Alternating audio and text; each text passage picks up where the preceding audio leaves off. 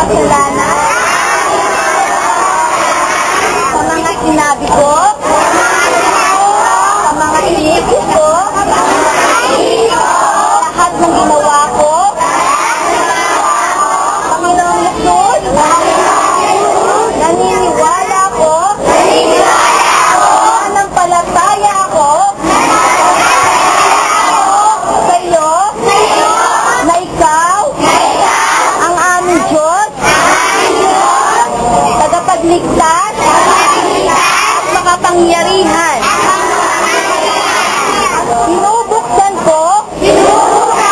ang aking puso, pumasok ka, maghari ka, maging Diyos